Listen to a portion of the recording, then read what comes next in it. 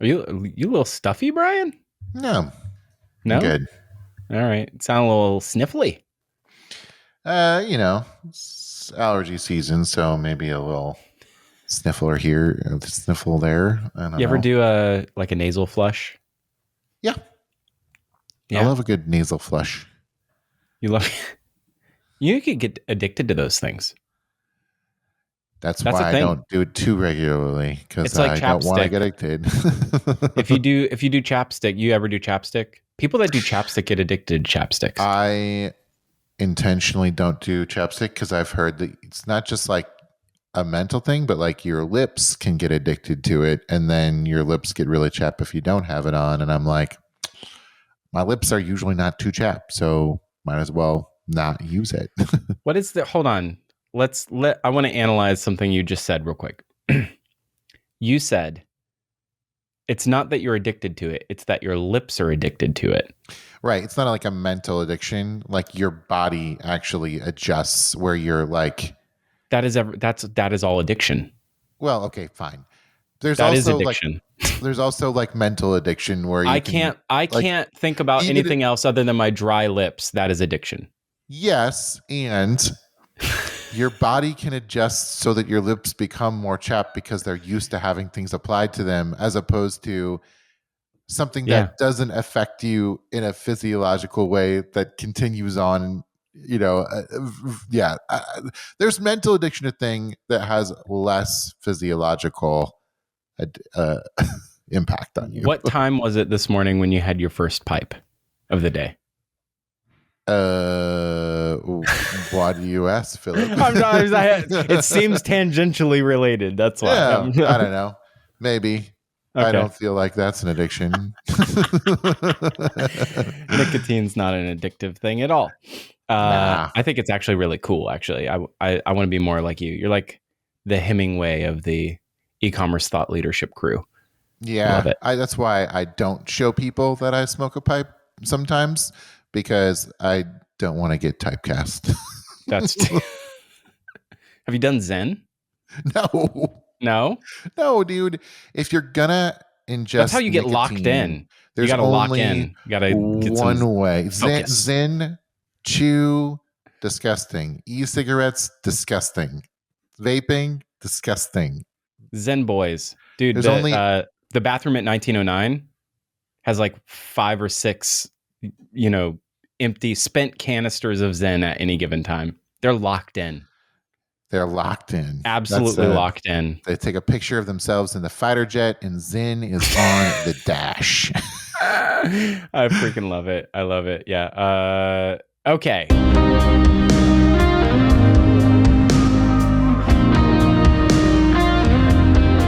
Welcome to Future Commerce, the podcast at the intersection of culture and commerce. I'm Philip.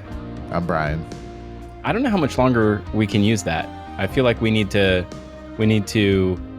transcend the culture and commerce thing until we get a patent on it. Some people are ripping us off. Say, and we're back. That's what and we're back. There's a person who shall not be named who started using commerce's culture in their, which has been like sort of my tagline. It's like a future commerce tagline. Yeah. And somebody used it in their short form video. You know who you are. Mm-hmm. I'm coming for you. I'm coming for you. Anyway, today I think she is not listening to this.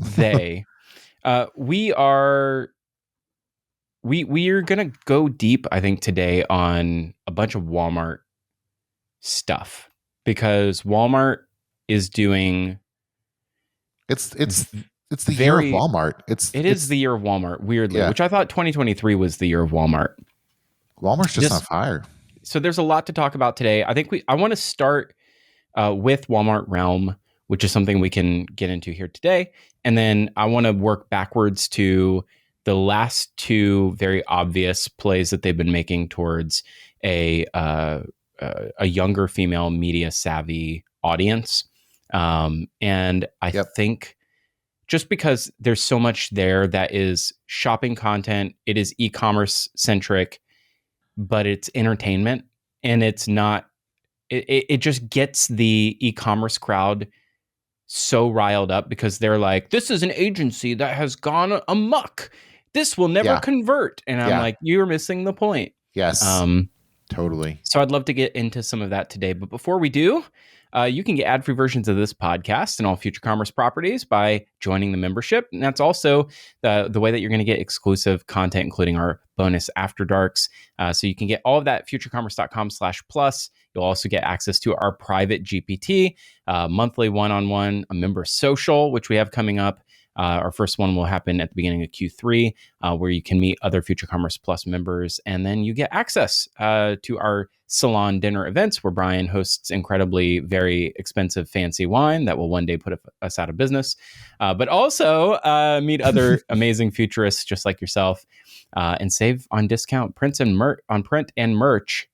How about this? Save up to 20%. And get a discount for print and merch when you visit the Future Commerce bookshop. And that's at shop.futurecommerce.com. Man, I need a Zen here today. So join the membership. You can get all of that. We'd love to see you.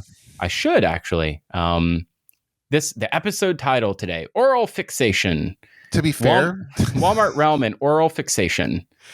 I think that last time we got together in person, you promised me a cigar, and then you fell asleep. Oh, let's talk about. Hold on. This is great. Let's talk about this. So, I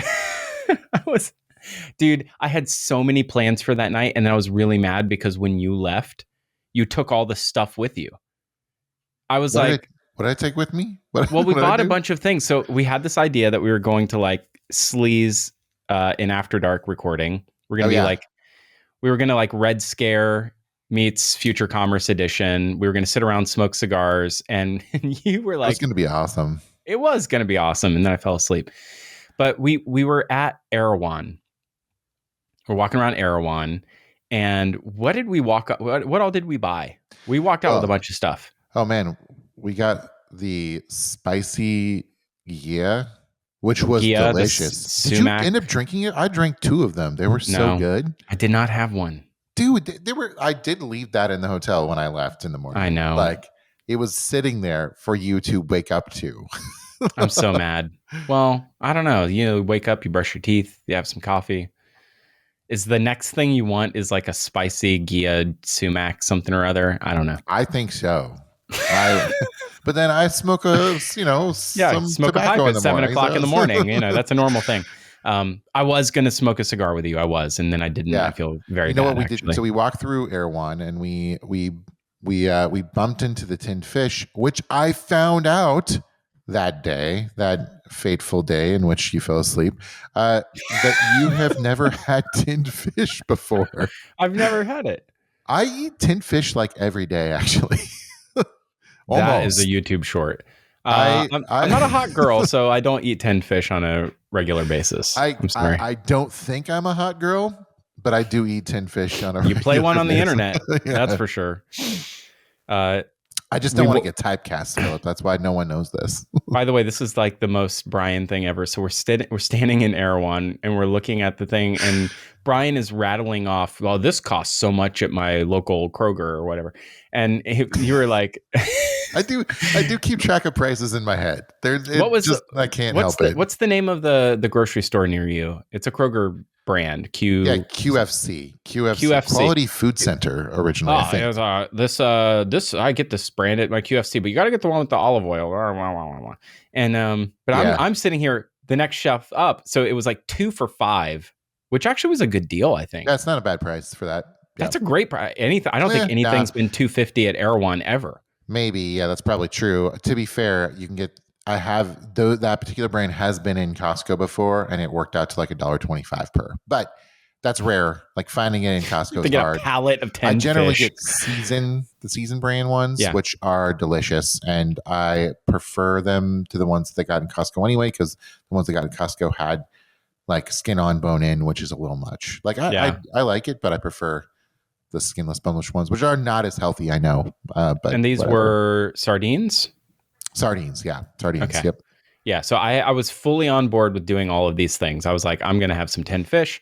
We got a couple different types. A cigar. We had Fishwife in our bag. So that was the thing. You were looking at the generic like whatever the America's Best brand or whatever the heck that was. It was like a blue Wild something package. I don't Yeah. know. It's like very generic looking. It was I like forget what 2 it's for called. 1.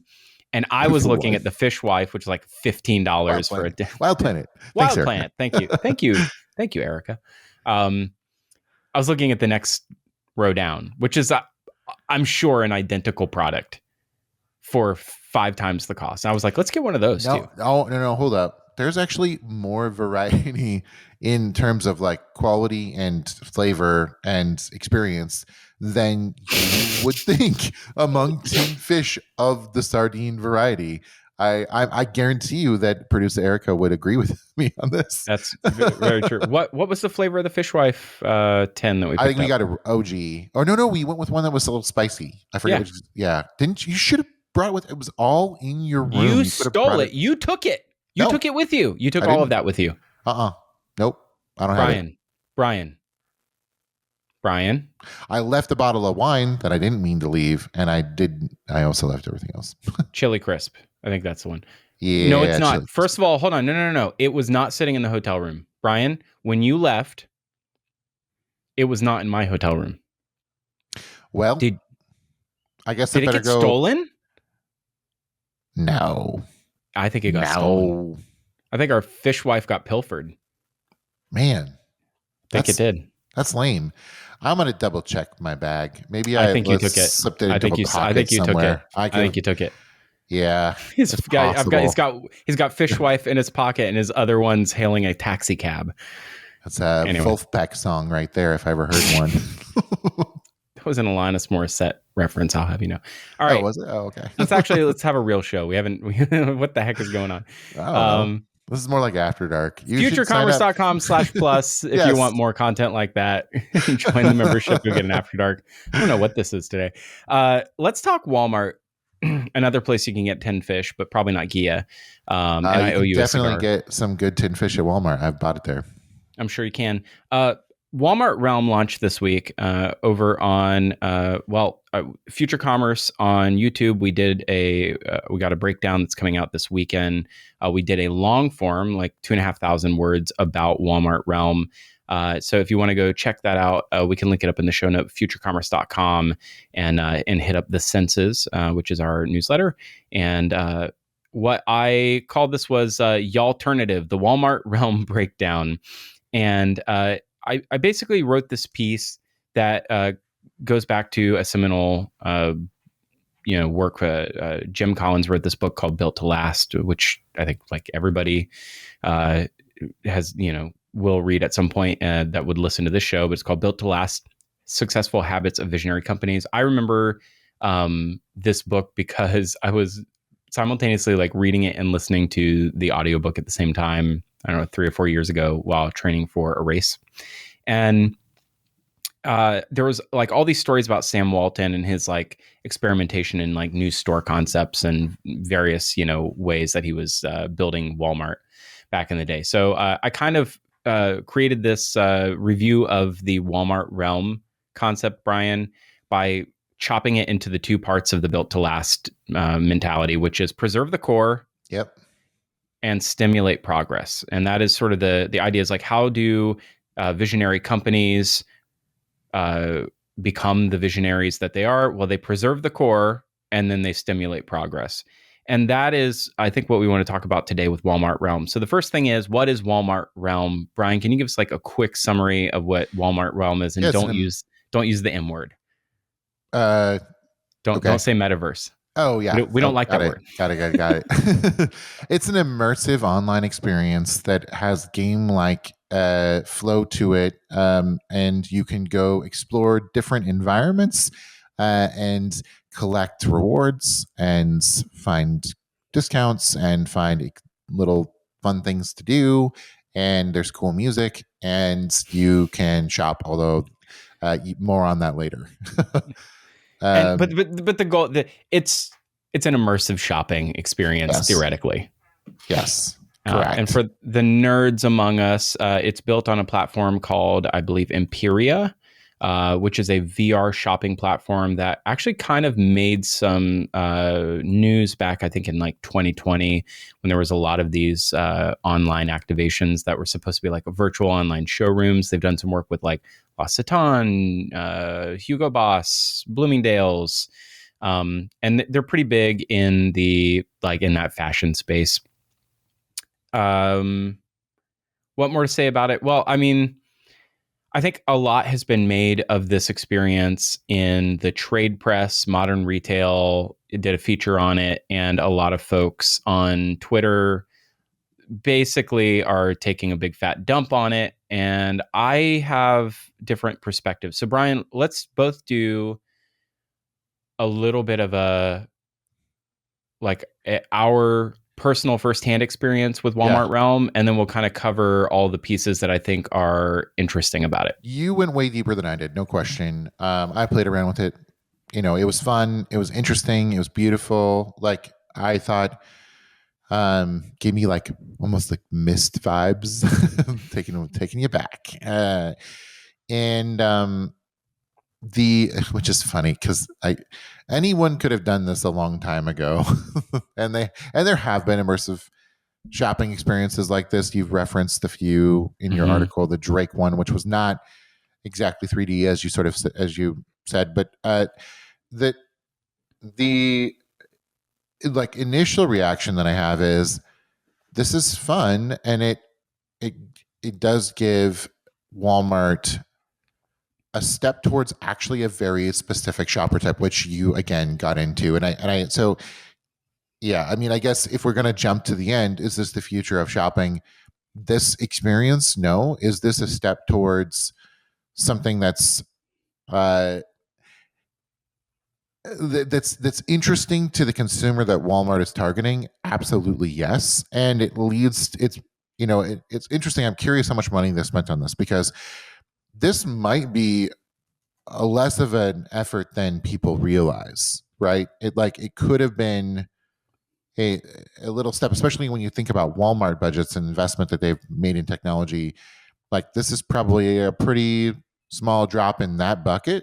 And so from an expense perspective, experimentation like this is absolutely worth it if it's consistent with the ethos of the shopper that they're going after. And so, yeah, I'm excited about it, and I think I understand why people are saying what they're saying, because there is a lot of stuff like this that happens that is probably a little bit unnecessary, and people invest way too much in this. But when you're the size that Walmart is, and you're going after the segment they're going after as hard as they are, you actually kind of need to take bigger swings than what a lot of people. And your article describes this perfectly. So actually, I'll turn it over to you, because you actually have one more. I didn't play the mini games, and I did not get I did not get entered into the sweepstakes. Yeah, I guess that's the big question here is why build something like this? Okay, so there's the big so what is what, like, how is Walmart going to turn this into something that it makes financial sense or drives actual dollars through this platform? And I think the answer to that is they won't and they will not. Right. It's never going to make financial sense, and it's never going to transact real dollars, and they're not going to drive.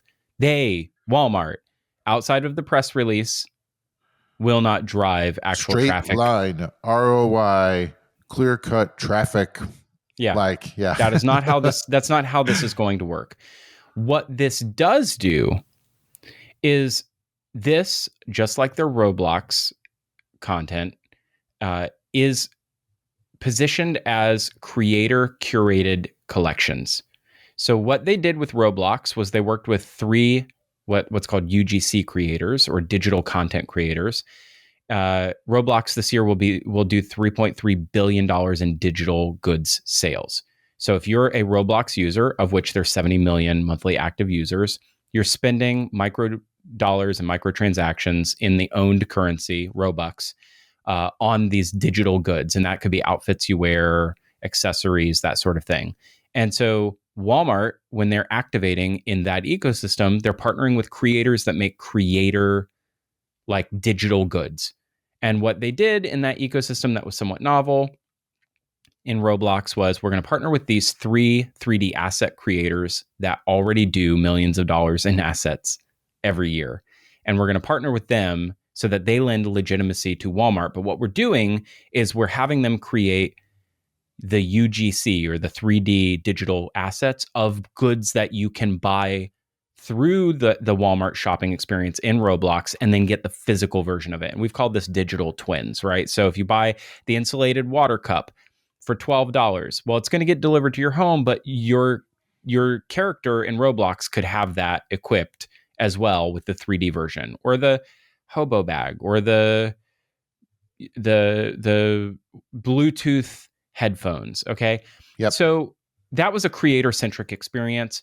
And this too, this not the Roblox activation, the Walmart Realm activation is also a creator experience. But because this is in a, don't call it metaverse, 3D immersive shopping experience that is an owned platform on a Walmart branded property on the web somewhere, they're partnering with people who have giant social audiences. So this is also a creator curated experience.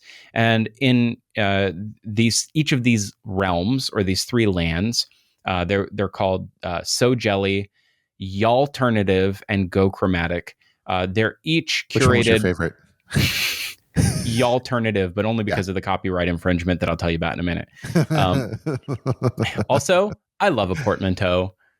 Yeah. Right. Y'alternative. Yeah. That's just great. I love that. Sounds good. Yeah. I love that. Also, there's a lot of video content in that one, but that's a whole other thing. So the three content creators, actually, it's four technically, were MyFam, who MyFam is a content creator, has I think 4 million some subscribers on TikTok, I believe, and millions elsewhere. Mackenzie and Maylee, and then Nava Rose. And those three creators, or Mackenzie and Maylee, are sort of like a creator duo. So the four of them, respectively, curated these shops. Now, the thing you'll notice is they're all female creators. Like Roblox, I believe 2 of the 3 Roblox creators were female as well. And almost all of the merchandising and all the curation in each of these lands were very, I would say, very female centric. It was beauty products, but specifically makeup. And it was makeup tutorials in the form of video that was geared towards women. And it was women's centric accessories, with the exception of some of the home products, which I think you could just say home products just generally are unisex. So what's the so what of all of this?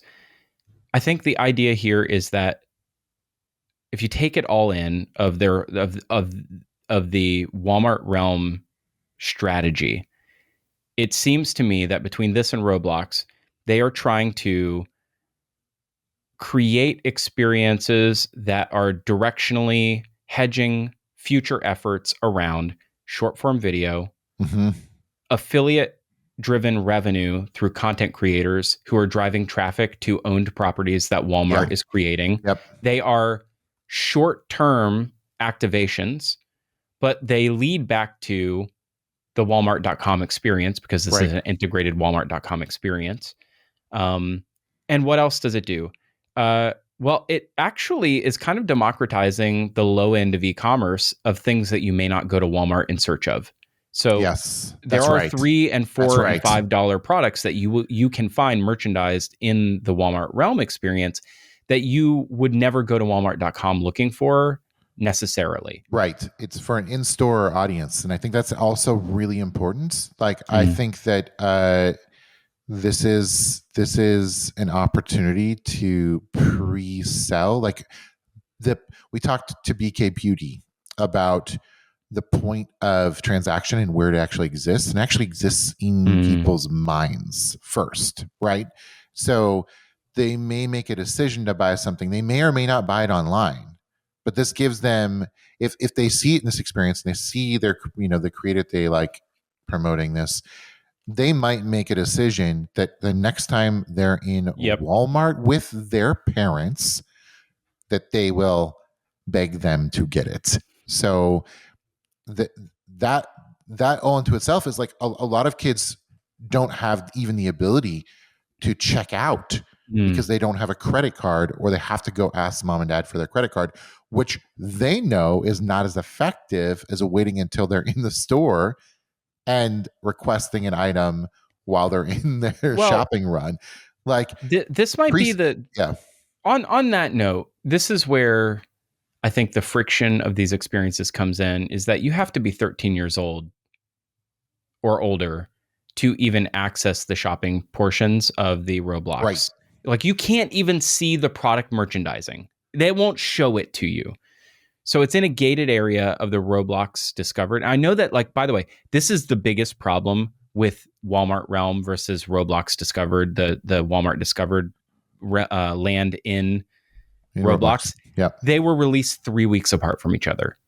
They are part Yes, of a confusing. singular conversation Yes. of a future consumer investment and experiential shopping, but they could not be more different to each other. And you really can't. I can't overstate how bad the Roblox experience feels when compared to the Walmart Realm experience.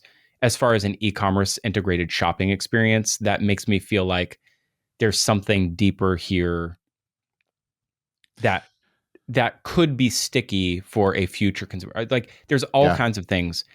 I Um, want to. Oh yeah, I know you've got more to say here. Just yeah, adding a yeah, little bit yeah, more. Like yeah. the the point of this as well is maybe not even for people necessarily to experience this, but to leverage the creators that were involved. This is content for them, right? Precisely. So this is an activation that brings them together to talk to their audiences about what they did, and their audiences may or may not even ever go into the experience, but to see their creator that they like doing something with Walmart is like, it's a total brand play at every level. Like Mm-hmm. people don't complain about more specific activations with influencers. So Yeah. why are they complaining about a combined activation like that? That just it's inconsistent with like the criticism is actually inconsistent. They're just not seeing the forest through the trees here. You're bringing up a really good point about what does the creator bring to Walmart and what does Walmart bring to the creator. Okay. And when you're looking at the scale of a particular creator, like, partnering with Walmart either has to be sweet center for you, is like, my audience is going to be a Walmart shopper, or it has to be a or Walmart has to be elevated by being next to that creator who would never partner with Walmart, right? So there has to be a really interesting reason for why you would partner with one of these creators. And I think that the one that makes the most, it doesn't, I don't know. I could argue it both ways. Doesn't make sense or does it not make sense. For instance, the pinned post from my fam, who is a brand owner in her own right. One of the pen posts is from 2023, where she was on the cover of Harper's Bazaar in the resort wear collection. So as a creator, influencer, and model, and brand owner, she's, if I've never heard of her as a creator, I go to her Instagram. The first thing I see is, well, she's on the cover of a luxury aligned magazine. And so when I think about when she partners with Walmart, what do I expect to see? I see a lot of high low in the merchandising. I see a lot of, actually, more of the more expensive items, and Yep. that are available in the Walmart Realm experience are merchandised in the MyFam Go Chromatic experience. What's interesting? Okay, this harkens back to a third female-centric, media-savvy audience integrated shopping experience that they experimented with back in December. Walmart launched the first, what was called a ROM commerce, which was a Hallmark-style short-form video series that was a going home for the holidays, finding the love of your life, or rekindling your love story that's set around Christmas time in a winter shopping village. We've all seen these in like Lifetime or Hallmark movies in these holiday films. Uh, Walmart did one of those. They did it in like a 20-part short form video series. All of the videos were 1, 2, 3 minutes long, but it was a live shoppable experience. If you were on TikTok Shop or if you were watching on Roku, you could actually access the categorization and the merchandising of what you saw in the show. And a lot of the content in the show was like centric around like hero shots of products, you know, the Drew Barrymore collection of Your nemesis. Christmas tree, my nemesis, or a Keurig, right? You see the oh, we're going to get a long shot of this pastel colored Keurig with all the holiday mugs and the gingerbread spice coffee that you could buy. So yet again, it's a similar type of a experimental, experiential way of integrating content and commerce together. And that's what I think really all three of these experiences share in common. And it, again, a female-centric audience. Yeah, I think this also aligns with something that Walmart did recently that got a little bit of buzz on social, which was, or maybe they've been doing it for a longer period of time. There was a bunch of noise around the luxury products that were on the Walmart marketplace, and the dupes and knockoffs that kind of came along with them, and like price points around them. I think that you nailed it with a high-low. What's interesting is that there's a lot of people that will be buying products based off this high-low matchup that can't afford the high part of the high-low, but they can't afford the low. So for them, it's seeing stuff mashed up with the high that they can't afford, that makes them feel like they're doing something that even people who can afford the high or want to spend on the high products will do. So it's again, it's this is masterclass psychology. I think that Walmart's super smart for allowing those types of products to show up in their marketplace, and also intentionally working with creators that can match them up. Another thing I want to mention, and this is something that complements what you were talking about, the female focus. Something that a lot of the people who would criticize this activation from forget, and let me generalize the criticizers really quickly. I'm gonna say these are educated coastal elites that that see something like this and find it really easy to look at it and be snooty about it. Like, who wants this? That's the big criticism, right? Who This is asked for this? Yes, who asked for this? Literally nobody asked for this, right. is what they would say. That's the screaming point. But I think they forget about the younger demographic in middle America, who actually spends a lot more time online than you might think, because when you're in a rural environment, the internet is a portal to the rest of the world. They have phones. They're on their phones. They're looking, and when they go to they have to make a trip into a Walmart. Typically, a Walmart is a 45-minute, an hour-long drive to get to. And when they go, they're stoked. Like, I know that sounds crazy, but even before Walmart got cool, they were stoked to go because they could afford the stuff that was there, and it made them feel like they were. It gave them the Temu feel, like they shopped like they were a billionaire when they were there. And there's a level of like, I can afford anything in the store.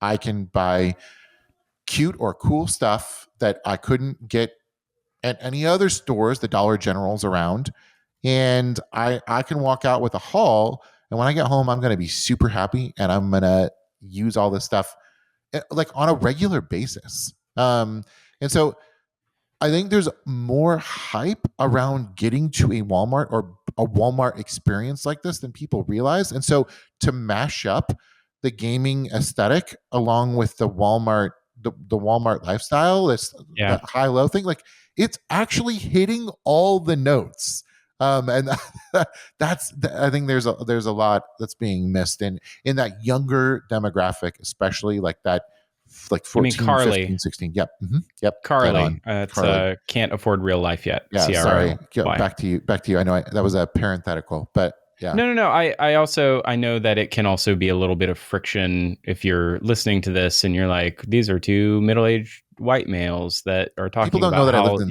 young women Springfield, in shop. Springfield, Missouri for a while. We know how women shop. Yeah. Okay.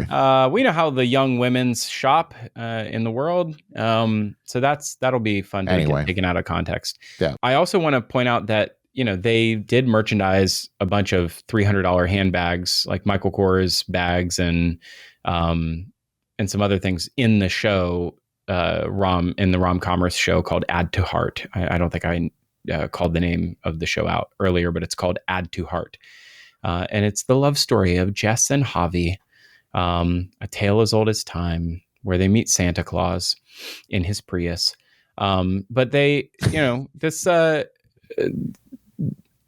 this idea of putting everyday low price products right next to the other products that you might buy and spend a lot of money on is a thing that Walmart's been beating a drum on for a long time. And it didn't just start in these virtual shopping worlds. Let's also talk about a couple things that I feel like are interesting.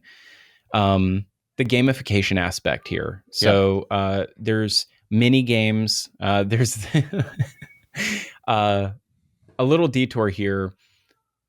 The content that I've been consuming lately, Brian, is a subscription media membership on YouTube from a company called Dropout, which used to be College Humor. They went out of business.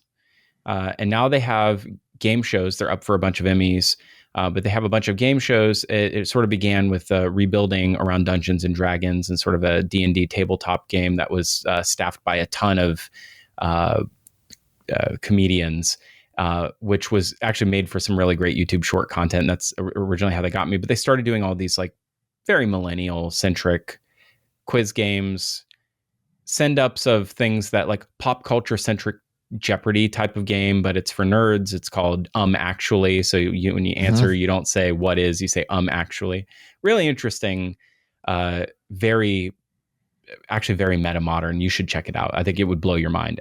I'm sure it would. The content is incredible. In particular, this show called Game Changer. Game Changer is a game show where the contestants don't know what game it is. They have to figure it out while they're playing. And the game changes every game. Yeah, and it gets wilder and wilder and wilder as the seasons go on. They just take bigger swings. For instance, as a total, like really off topic here, talk about parentheticals. The last challenge of one of the last episodes of that I just watched was whoever can get furthest away from the studio would win the point in that particular round. And somebody left, went to the airport, bought a ticket, and flew to New York. It's pretty great. That's pretty great. I love that. They had to figure that out though. How did they figure it out? How did they figure out that was the challenge? They have chase camems. They no. But how do they figure out that was the rule? Like, aren't they having to figure out like what the rule is as they go? You would have to watch. It's okay. And like you can easily spoil it's like reverse the surprise. Calvin Ball. It's wild, actually. So I've been watching a lot of that type of content. That's kind of where my head has been. A lot of the game show mechanics on some of the episodes revolve around them looking into like who has spent more time on their phone this week, and you pull your phone out, you do your screen time, and like that's how you win a point or something like that. How much? Who can guess how much so and so has spent on food delivery this month? Right. Sometimes it's that amount of money is surprising to some people. This sounds pretty fun and also very like late stage capital, but yes. Yeah, it is. Well, for sure. Like that's the business that we're all in. This particular type of media diet like feels very like highly specific. But while that's not like very shoppable, that's not shoppable content.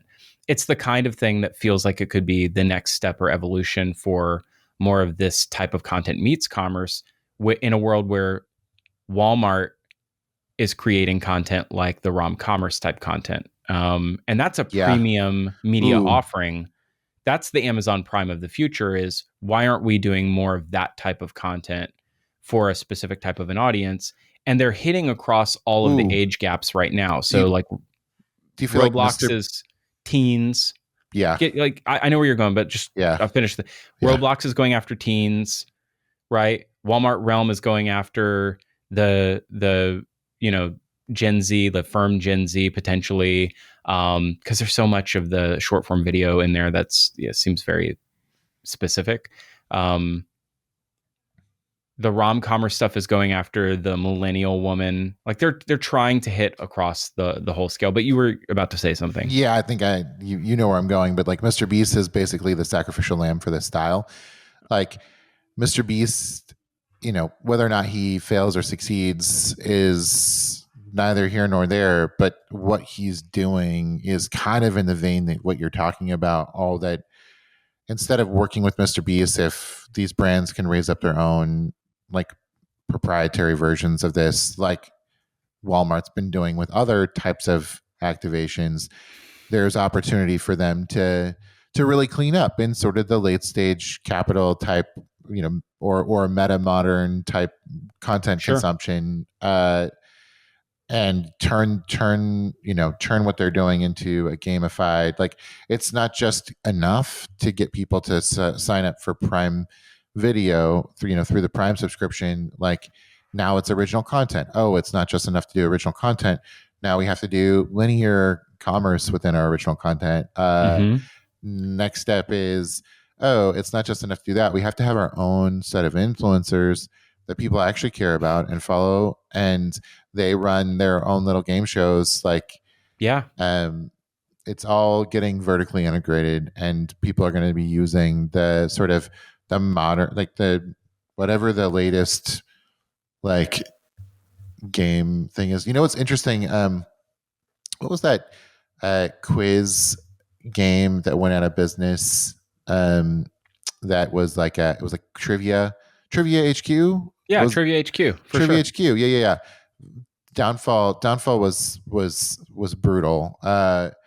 Feels like that could have also trended towards this. Like that was early Mr. Beastie type content.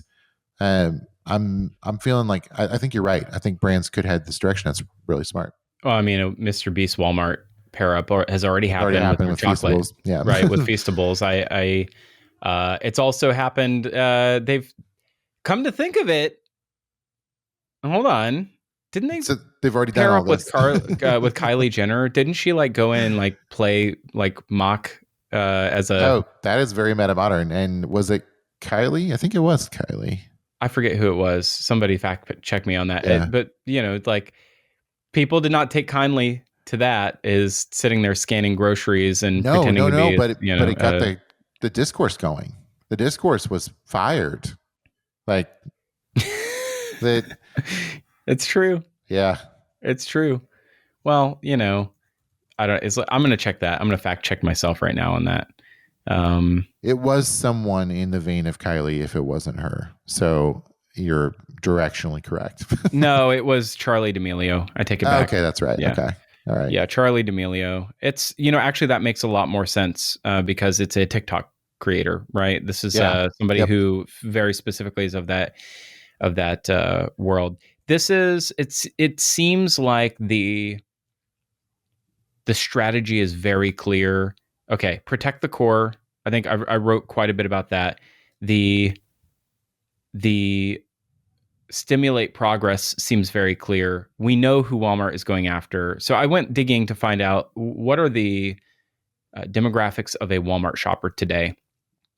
And I found a report from last year, from 2023, from analytics firm Numerator, that said that Walmart's average customer is a woman who is 59 and a half years old, white, married, and earns $80,000 a year.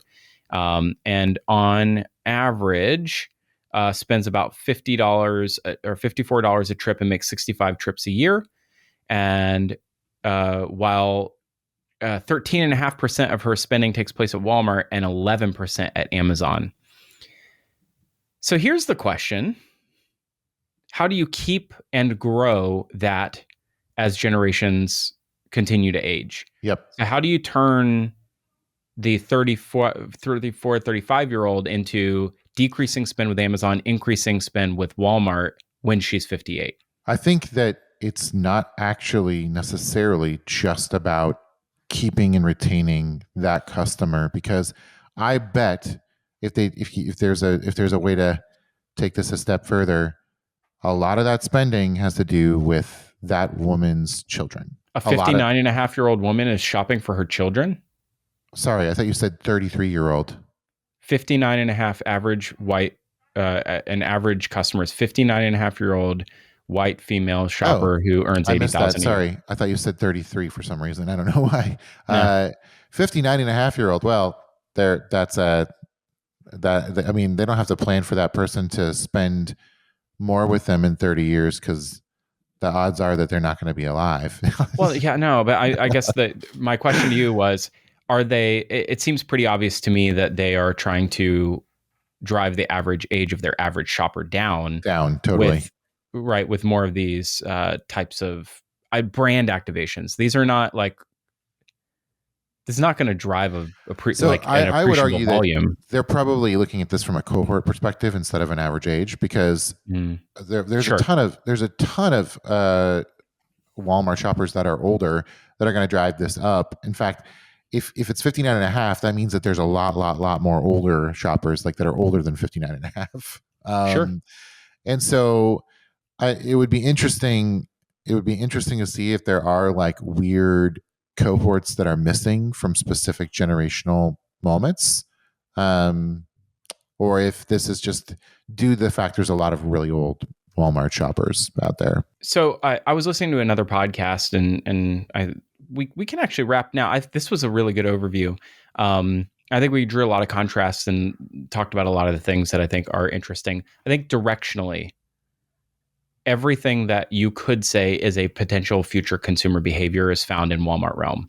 So the mini games, mobile games, gamification, short form video, makeup tutorials, creator tie-in, creator curation, 3D immersive, sort of exploratory merchandising, right? Things with depth or space, multi-sensory, right? All of these things are present, but there's still e-commerce at the backbone. Are there problems? Yeah, sure. Go read my article. I'll tell you all the problems. But this is not the end game. Not at all. Not at all. Yeah. Right. But there are signals of what is the future of commerce to Walmart. It's in any one of these things are the future of consumer, or the present of consumer, that I think is directional for the ways that we'll buy in the future. And if anything, they're just fostering great relationships with content creators right now, right, in various channels. And that is the current need for their business, is to grow 100%. The affiliate side, because they can't just pay publicists to put ads all over the world for them forever. Like, you're gonna have to diversify where your business is. That's to protect the core. Then you got to stimulate progress. Yeah, and they're doing it in the same activation. That's the part that's incredible. Like, yeah, that I think that you absolutely nail it. And the compare, like, the good to great thing was a really smart way to frame this, because they are getting wins out of this in the very moment, but they're also looking and experimenting for things that will come. And so I think that's your whole article was a great setup for where this is headed.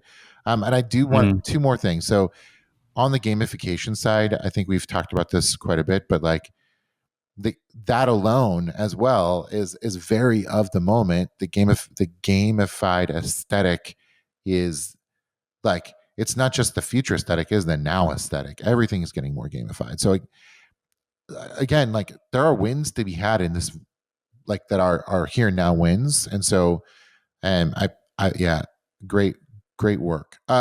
Final thing, and you had a great observation about the music in this, and you didn't. Yeah, you teased that. You teased it early in the episode. I want to give you one shot to talk about it before we sign thanks. off. Yeah. I mean, basically, so I was in the alternative land, and I'm walking around, well, floating around, and there was something really familiar about the music, and the music does this like has this like choral ooh that does a very familiar like modulation, and the modulation just made me think of something. And I tried to quiz our resident film expert JT, but he's too young to have seen Edward Scissorhands. But I'm like, yo, when I post on TikTok that Walmart Realms literally has part of the Edward Scissorhands soundtrack in its land, it's going to go viral. So I'm going to do that this weekend. Before we publish this episode. Totally. Oh yeah, no, this won't come out for a week or so. That's it. That's the thoughts. If you want to hear more of our fishwife journey and some of the future sleaze, that's on the After Dark. So we'll get more into some of that stuff. I have some reading to do on Baudrillard and the sort of like simulacrum stuff, Brian, because I feel like there's a whole other angle to this about like the approximation of shopping. Yeah, in a simulacrum as opposed to like real shopping. So Yes. That'll be on the After Dark for a coming week here. You can get that by subscribing to Future Commerce Plus and join the membership. Thank you so much for listening to this podcast. You can find other podcasts at futurecommerce.com and join us at the MoMA, which should be in any day now when this finally lands. You can get any remaining tickets, if they even exist, at futurecommerce.com/visions for our Visions Summit. And we'll see you there. Thank you so much for listening.